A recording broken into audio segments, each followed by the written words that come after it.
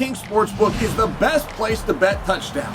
I have teamed up with DraftKings to bring you all your favorite ways to bet touchdowns as we start to wrap up this NFL season. New customers can turn $5 into $300 if your bet wins. Paid in bonus bets, the crown is yours. Download the DraftKings Sportsbook app, use the code SONNEN, stay on the action, and use your bonus bets on DraftKings same-game parlays for a shot at an even bigger payout. Love the thrill of live betting? Bet live on star player props and in-progress games right as they happen. If sports betting is not yet available in your state, don't worry. You can still join in on all the fun with DraftKings Daily Fantasy Sports and have the shot to win cash prizes. Download the DraftKings Sportsbook app now. New customers use my promo code SONNEN and bet just $5 on any wager and get $300 in bonus bets if your bet wins. That's promo code SONNEN only at DraftKings Sportsbook.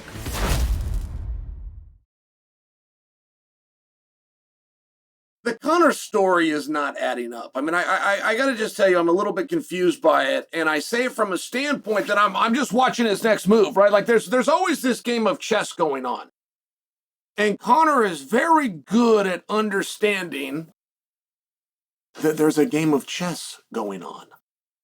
So let's back up 1 week. Conor's on the White House card. Conor has Michael Chandler. Let's back up 5 days.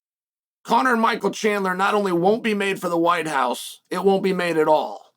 It would be made if we could get in a time machine and go back 2 years. Let's back up 4 days. Conor McGregor comes out and says that his deal with the UFC is voided as soon as the UFC did a deal with Paramount, that he looks forward to negotiations and they will be taking place next month. Now, this whole thing is in a veil. This whole thing gets wrapped in a veil that Conor McGregor is on a suspension. And per policy of the UFC, it's not actually a rule with the athletic commissions, but per policy of the UFC, right? They're not talking about you. They're not doing interviews with you. You're not getting a new contract. You're not getting a fight. They're just stop until the suspension is up. That's the policy. Now you got fight week. Which brings us to today. Nobody has done a more masterful job of sucking all the air out of the room on fight week than Conor McGregor. He not only does it on fight week, he'll do it on fight night. I've been working the desk before, and Conor McGregor will send out a tweet, and we will interrupt the show we're doing, covering the fighters that are covered in blood and bruises to discuss a tweet that Conor put out. And there was a while where Conor was just dangling a fight in front of everybody. And everybody, I mean, he ran this gimmick for well over a year. And he ran it at 3 different weight classes. I remember the night where he tweeted out to Frankie Edgar that he'd be seeing him soon. And I remember just saying, no, Frankie, don't take the bait. Don't take the bait like all the rest of these guys. And Frankie took the bait. And how do you not? Right? If Conor puts out this tweet about you and SportsCenter is going to cover it, and there's even an inkling of an idea that this fight could happen. I mean, the only guy in history that was able to avoid the temptation is Justin Gaethje. Justin Gaethje is the only guy that Conor ever went after on social media, and Justin went to me, I'm not interested. I'm not fighting him. He'll never fight me. Whatever it was. Now, it was Justin's way of trying to get the fight. It was just a different strategy of trying to get the fight. But either way, just share for you, he's the only guy that didn't do it. Now, this has been for years. And this is at 3 different weight classes. Conor's dangling this and getting 35-pounders to bite.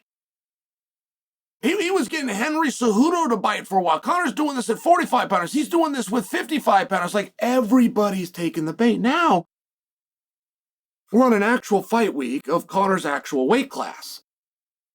Don't think you have to correct me and tell me he's not going to return to 155. I understand that. It's still his weight class. It's still the weight class that he was last ranked in. It was the weight class that he was last champion in. All right. I just want you to stay with me because Conor McGregor not fighting Chandler is actually headline news. It made headlines. Conor McGregor versus Patty the Batty